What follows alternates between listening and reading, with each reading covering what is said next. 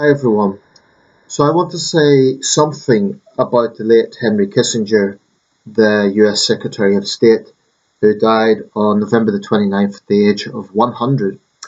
Long life and a very, very eventful life. I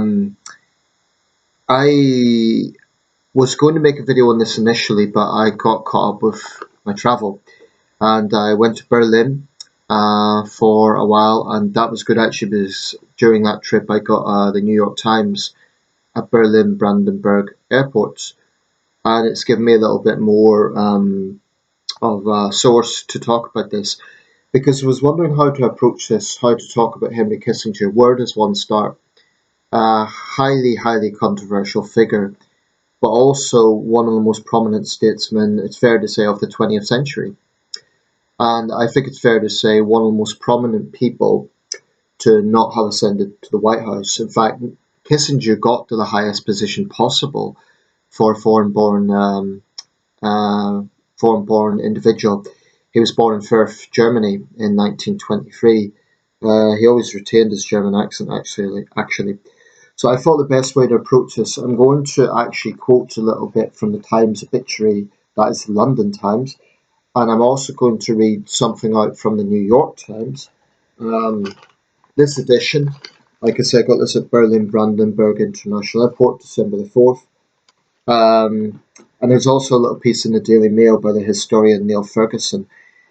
So, I think the Times, London Times, is a good balanced piece. They usually do very good obituaries, so I'm going to read a bit of this out, so bear with me.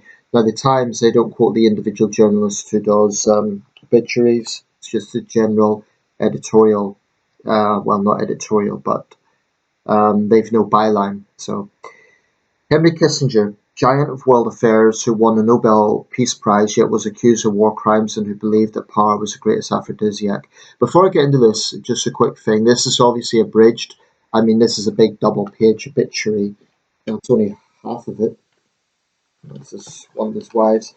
Um, so as you can see, it covers like 2 pages. So this really is abridged. But I think this is a good write-up.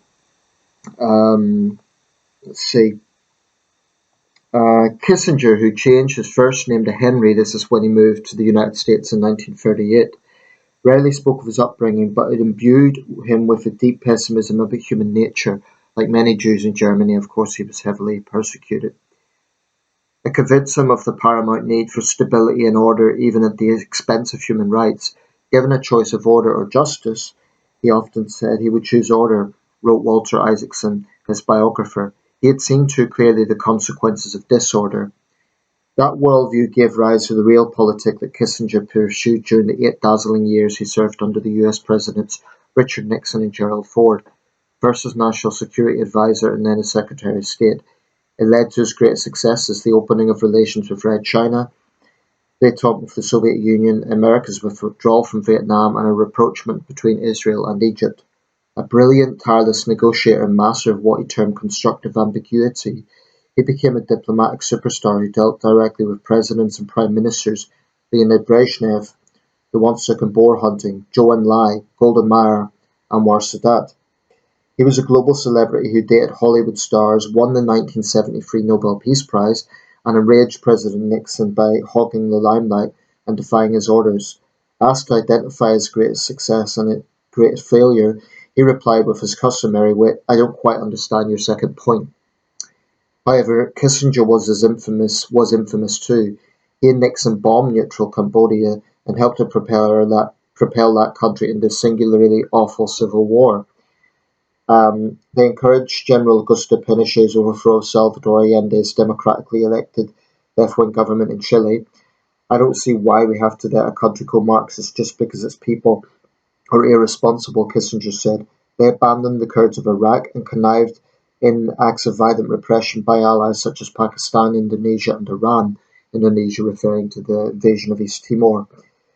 Kissinger's many critics called him a war criminal. Um, Him and Nixon were not close, but as the Times put it, they were both outsiders and they were suited to each other in that sense. 1999, I'm just fast forwarding here because really it is a long obituary, as you can imagine. It's worth noting, by the way, his Vietnamese co-recipient of the 1973 Nobel Peace Prize, Lee Duc-Pho, the North Vietnamese negotiator, turned it down, saying there was no peace in South Vietnam. And two of the five members of the Norwegian committee that picked the winners resigned in protest. The New York Times dubbed it the Nobel War Prize. Political satire became obsolete. The songwriter Tom Lehrer would quip when Henry Kissinger was awarded the Nobel Peace Prize. There was a section here on an interview in 1999, if you just bear with me. I mean, with Kissinger, there's just so much to talk about. So I'm making this abridged because of the time restraints on my video. There was one 1999 interview I want to talk about.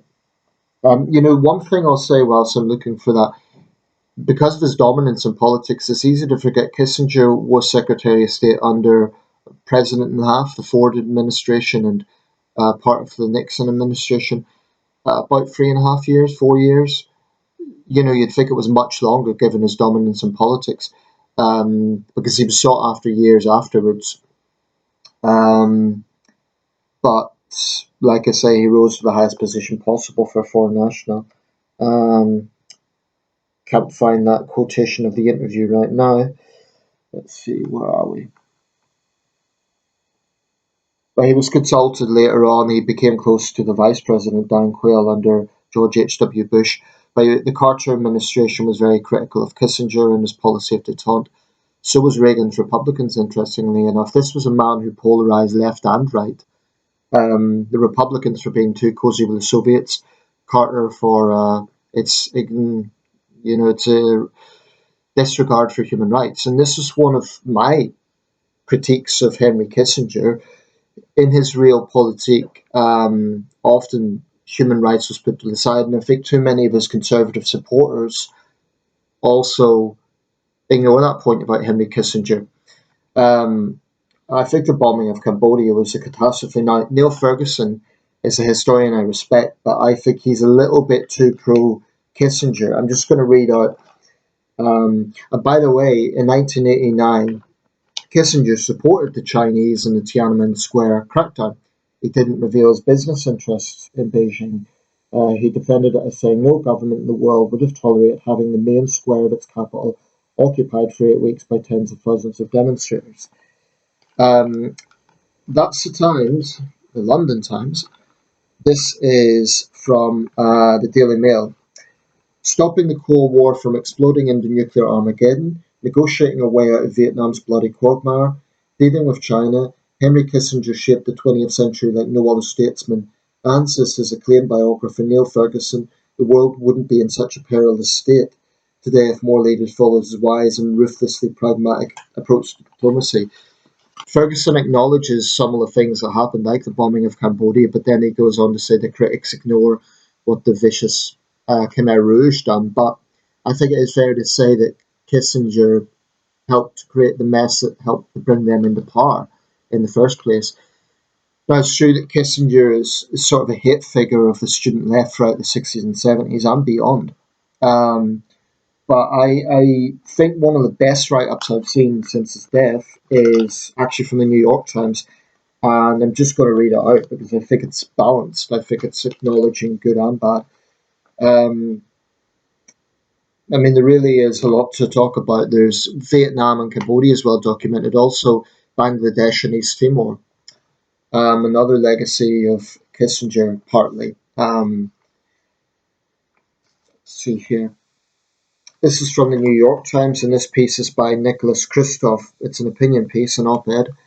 The New York Times publishes opinion from a wide range of perspectives in hopes of promoting constructive debate about consequential questions. Before I read this out, one thing that's interesting about Henry Kissinger, he was a celebrity, well above his role as Secretary of State, which is already a prominent position. I mean, Antony Blinken is famous for the fact he's a prominent diplomat, but he's not really a celebrity in the same way. Kissinger, I mentioned, roughly 3.5 years as Secretary of State, a bit longer. Cordell Hull, under the Roosevelt administration, the Franklin Roosevelt administration, was the longest serving Secretary of State by far longer than Kissinger. Yet today, I wouldn't say he's anywhere near as famous. That says something. Kissinger retired from frontline politics, or rather, he left frontline politics at the age of 54. So for the other 46 years of his life, he never, strayed away from controversy. In fact, he suggested that one way to get peace in Ukraine was for the Ukrainians to cede territory to Russia, which earned the rebuke of President Zelensky. Okay, this is the piece by Nicolas Kristof, Kissinger and History's Hard Lessons. Henry Kissinger was the wisest of American foreign policy leaders and the most oblivious, the most farsighted, and the most myopic, the one with the greatest legacy and the one we should most study to learn what not to do. I knew Kissinger only slightly. He worked to charm journalists just as he believed in engaging all adversaries, but see lessons in his accomplishments and in his catastrophes. Kissinger was intellectually brilliant and knew it. He saw around corners, perceived possibilities for change, and worked tirelessly to achieve them. His familiarity with history, particularly of Prince Metternich's Concert of Europe, this was after the Napoleonic Wars. The Times also mentioned Lord Castlereagh in Kissinger's studying of those two diplomats, informed his success at balance of power strategies and is a good example of why studying history isn't just for nerds. China early in the Nixon administration was isolated and chaotic, with Red Guards rampaging through the country, but Kissinger saw opportunity and nurtured it in ways that led to the unimaginable, a presidential visit and eventually normalization of relations and an explosion of trade. Likewise, Kissinger saw that the Yom Kippur War of 1973 created not just a military crisis but also a diplomatic opening, and he engaged in a furious shuttle diplomacy that eventually helped lay the groundwork for peace between Egypt and Israel that transformed the Middle East. Yet for someone so savvy about diplomacy, he was blind to the force of nationalism, and many of his worst mistakes involved his dismissal of small countries as pawns to be sacrificed, along with the people in them. I'd agree with that, and I think Ferguson's somewhat ignoring it. Ferguson's focusing his analysis on dismantling the critics' arguments and what would have been. Um, let's see. I can't believe that a fourth-rate power like North Vietnam doesn't have a breaking point, Kissinger once said as he amplified the bombing. He saw the world through a great power prism and didn't appreciate that the Viet Cong were motivated not by orders from Moscow, but by a deep yearning to take control of their own nation. Kissinger made a similar error in Bangladesh during the 1971 war there, backing Pakistan as it massacred. Just moving on to page 14.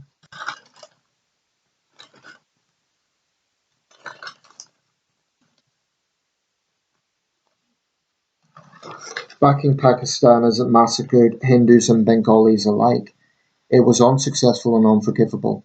Something similar happened in East Timor, and in the streets of East Timor or Bangladesh or Vietnam, Kissinger doesn't look like a foreign policy genius, but like a bumbling American who never understood the lives of the people he shrugged at slaughtering.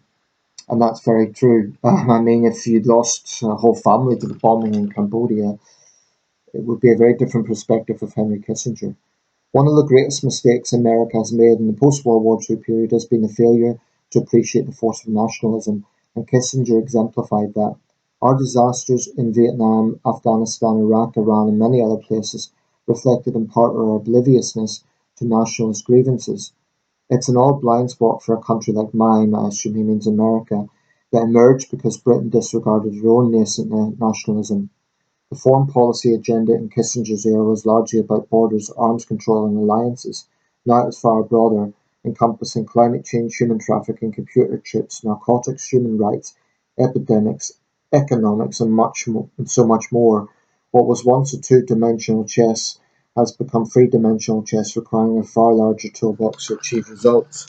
It's probably true um, that foreign affairs these days are even more complex than during the Cold War.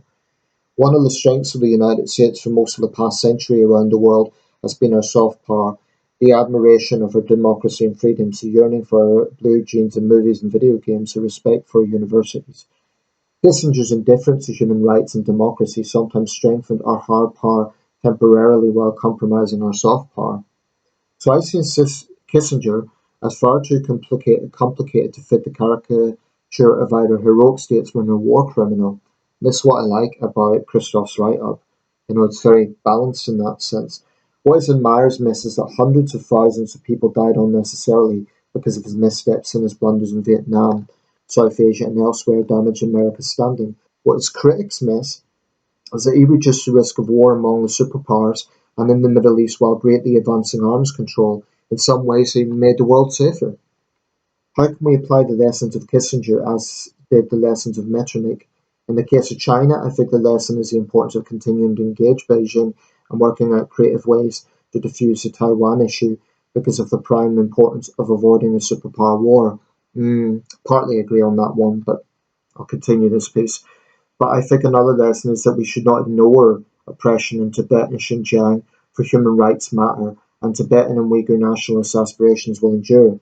In the Middle East, perhaps the lesson is that Palestinian nationalist aspirations for statehood will fester until they are realised, and that war for peace, as Kissinger termed it, or as Benjamin Netanyahu applies it, consumes lives without actually advancing peace.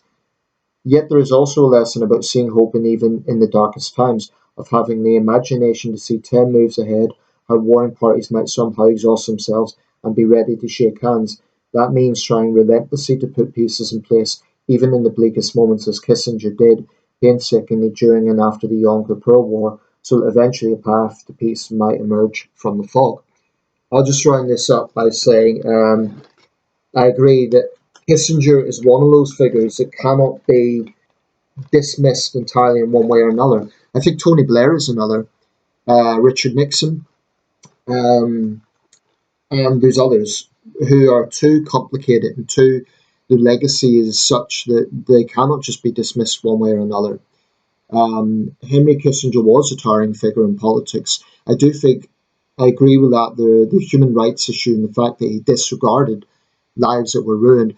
Now, Ferguson argues that his critics don't consider the alternatives, but even with that realpolitik, I think it damaged America's image and it damaged American foreign policy for Kissinger to be so dismissive. Carter and the critics of detente called it the Nixon-Kissinger Ford policies. He was a celebrity. He was called Super K, I believe, by one of the prominent magazines of the 70s. But anyway, that's, I think, a good write-up on Henry Kissinger. Let me know your thoughts, and thanks for watching.